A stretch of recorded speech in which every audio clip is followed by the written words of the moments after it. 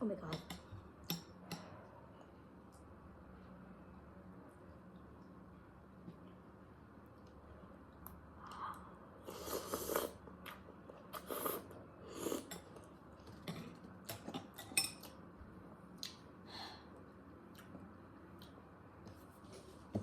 Let's get to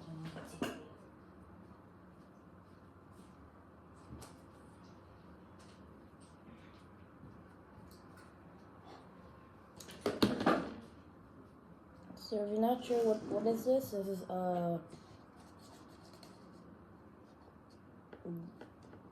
I think that's a pure Japanese seafood Nissan cup noodles thing my mom got.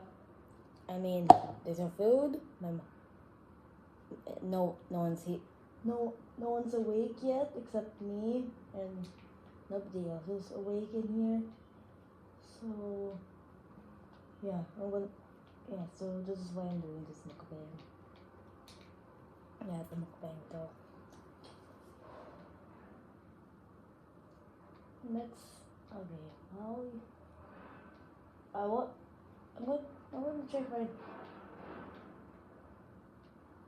Okay, I'm gonna watch something. So if you hear some random stuff, yeah, that's a TV. Oh god.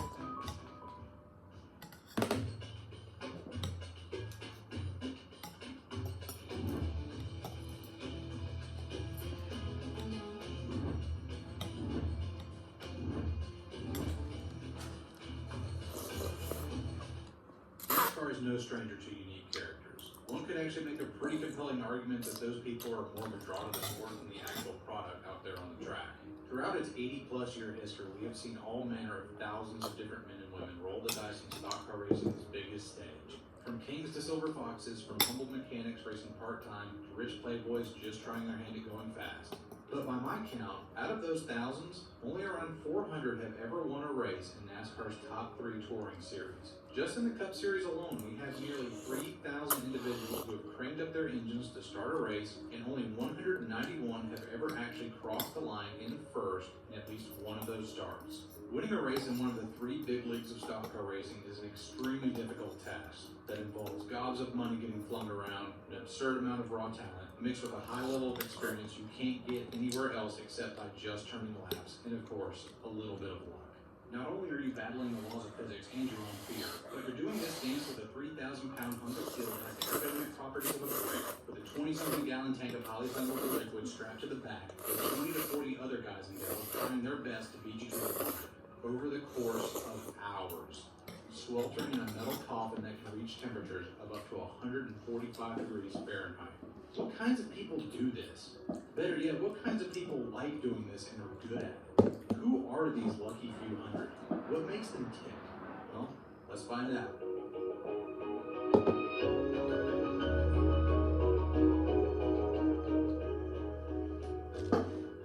If you've ever played Dungeons and Dragons before, or you're just a denizen of the internet like me, you'll recognize this immediately as an alignment chart. It's got 2 axes. One looks at lawfulness and chaos, the other one looks at good and evil. One determines whether or not you follow the spirit of the law, the other one looks at whether or not you follow the letter of the law. Outside of D&D, this is probably one of the oldest internet memes, and you can use it to easily label any group of things or characters for your own enjoyment. It quite literally goes with anything. What type of media port you use, Game of Thrones characters, you name it, and you can fit it into an alignment chart. NASCAR isn't any different, so let's get into it. But where to start? You know, NASCAR has always been called a sport of good old boys, so why not start with the truest form of good there is, lawful good. These are guys who follow the rules, respect their competitors, and are generally well-liked by fans due to their honorable nature. These are guys like Benny Parsons, Chase Elliott, and his old man Bill Elliott. Guys like this work hard, race hard, and get the results to show for it at the end of the day, all without pissing anybody off and keeping the fans on their side. Bill Elliott won Most Popular Driver of the Year honors 16 times in his career, and likely would have won more if he hadn't requested that his name be removed from the ballot in 2002 just so other drivers could have a chance. But lawful good drivers have a nasty habit, one that will test even their most ardent supporters through all the heartache and occasional nausea, and we'll get into that in greater detail in just a minute or two. But I think there is one man who epitomizes lawful good more than any other driver, and that is none other than my favorite race car driver of all time, Mark Martin. Mark Martin won nearly 100 races in NASCAR's top 3 divisions. He was also one of the first guys to utilize a strenuous physical fitness regimen to give himself an edge out on the track, so that he could better endure the harsh conditions inside of a race car for longer periods of time. Mark was beloved by fans and drivers alike, and he rarely, if ever, had a heated word to say towards anybody. He raced everybody around him cleanly, and his competitors responded in kind. This very give-and-take style helped Mark to win a lot of races, but Mark Martin also finished second, disturbingly often. He won 40 races in NASCAR's top series, but he ended up with 61 runner-up finishes. He was 50% more likely to finish second than he was to win. In the Cup Series, this is unprecedented for drivers with his win total. Most have more wins than runner-ups, but for those who have more second-place honors, it's usually at least pretty close. But Mark breaks this chart. Oddly enough, another all-around good guy, Harry Gant, pops up here too. He won 18 races, but finished second 35 times. He was nearly twice as likely to be the runner-up than he was to win. Bill and Chase Elliott, they finished second 8 times before they won their first respective races. But the heartbreak doesn't end by just coming up short more often than winning. For Mark Martin, it was all about when and where he finished second. There was a heart-wrenching loss at the 2007 Daytona 500, where Mark had the car to beat, but a late green-white checkered saw Kevin Harvick come from way back in the field in just 2 laps to nudge Mark out at the line. It was just the 4th lap Kevin Harvick led all day. Mark finished second at the Brickyard 400 twice, and in general struggled to notch off victories in marquee events. But there was no bigger Achilles heel of his than Pocono. For a man so good at winning races on the big tracks and road courses, including 3 wins in a row at Watkins Glen, you'd think that the 2.5-mile tricky triangle of Pocono would be a natural fit for him, and it was. It was far and away one of his best tracks. He had 20 top 5 finishes there and 7 runner-ups, all without a single victory to his credit. A trip to Victory Lane at Pocono was forever out of reach to him. This role as the bridesmaid even extended to his championship pursuits. He finished second in the championship hunt 5 separate times to 4 different drivers across nearly 2 decades of competition. In 1990 and 1994, he finished second to Dale Earnhardt. In 1998, he had his absolute best season, notching off 8 victories, including a win in the All-Star race. He finished second to Jeff Gordon, who got a record-tying 13 victories that year. In 2002, he faltered late in the year and finished second to Tony Stewart. And in 2009, he seemed like he had it in the bag, nabbing 5 wins, including the first race of the chase, only to be outdone by his teammate, Jimmy Johnson. Mark Martin had the misfortune of being one of the greatest drivers of all time, while he was competing against the greatest drivers of all time. In NASCAR, nice guys don't finish last, but they do finish second. A lot. Well, that was sad. So let's go for some more lighthearted fare. How about some guys who are wildly inconsistent? You can never quite tell what they're going to do at any given race day, but when they do show up and perform, man, they can light up the charts and make themselves alone worth the price of admission. These glass cannons are guys like Ricky Craven and Jimmy Spencer. Yeah, they only won 2 races of pop in the Cup Series, but they had some of the closest and wildest finishes to their name. I mean, Jimmy Spencer's nickname was Mr. Excitement, and he lived up to it too, chalking up the closest finish in NASCAR history in the same year electronic timing and scoring. That record would stand until Ricky Craven would obliterate it in 2003 at Darlington in what has got to be the epitome of beating and banging to the line. Sure, they were never really a threat to win week in and week out, and championships were never a serious consideration, but when they were good, they were damn good. Trevor Bayne got his only career victory in the Cup Series at the Daytona 500 in 2011. And he did it at such a young age, he wasn't even old enough to drink the champagne they sprayed on him in Victory Lane. It really wasn't a fluke either. He had been bad fast all his speed weeks, and Jeff Gordon had even picked him out to be his preferred drafting partner. Late in the event, he threw a mean block on Carl Edwards and notched his first and only top-tier series win. But I don't think anyone epitomizes chaotic good better than Jamie McMurray. He won in just his second start ever in 2002, subbing in for an injured Sterling Marlin. He straight up outran the champion 2 seasons ago by the line. Walked away with his first win. It's taken 5 more years to notch win number 2. And after that, another 2 years to get win number 3 at Talladega. I told Nanai, there's no food. You 2 were sleeping, and I was wondering if I could eat, if I should eat this. She said yeah. Yeah, the classic moms. Just drink a lot of water. Okay, I'll get a big glass of water and then go it. Incredible saves. He was a fairly unremarkable driver, but those occasional flashes of brilliance are part and parcel of what makes a chaotic good driver.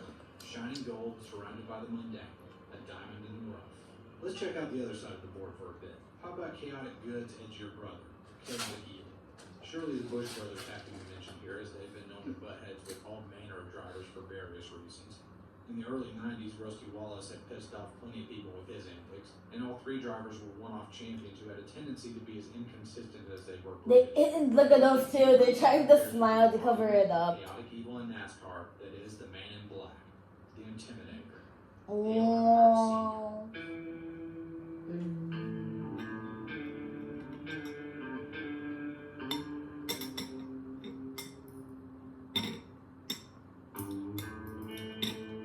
I love F1, but if I can't go to F1, I might go to NASCAR. Or just flat out wrecking them to get ahead. But conversely, he was a man of great empathy as well. When Ayrton Senna I might be the first Asian. I might be the first full-time Asian NASCAR Senior, he driver. won the following races both times. And both times he was visibly shaken and moved. He said of Davey, "I'd run second to him in a heartbeat if it meant it could bring him back." It was rare to catch his soft side, but it was there.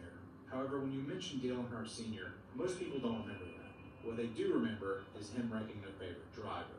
A man of such dualities and talent must have confounded NASCAR's old breed, who saw this young guy from rural North Carolina come into the sport in the late 70s and early 80s, who apparently had no interest in paying his dues and instead seemed just absolutely hell-bent on making the NASCAR world conform to his will.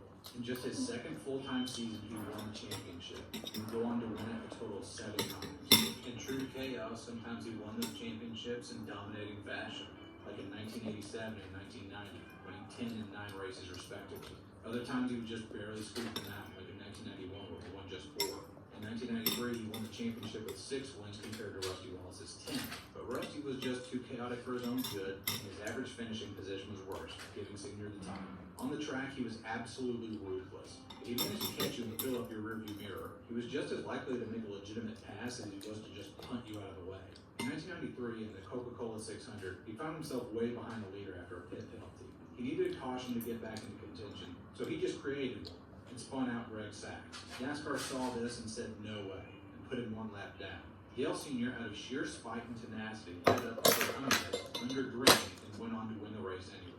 After his passing in 2012, people looked back on the Intimidator fondly. But in his heyday, NASCAR fans were understandably quite split on Big E.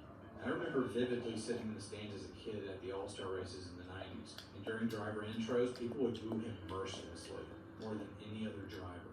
At Charlotte Motor Speedway, no less, just a short drive down the highway from his hometown of Kannapolis, his hometown crowd booed him. But Dale trudged on to victory after victory, championship after championship.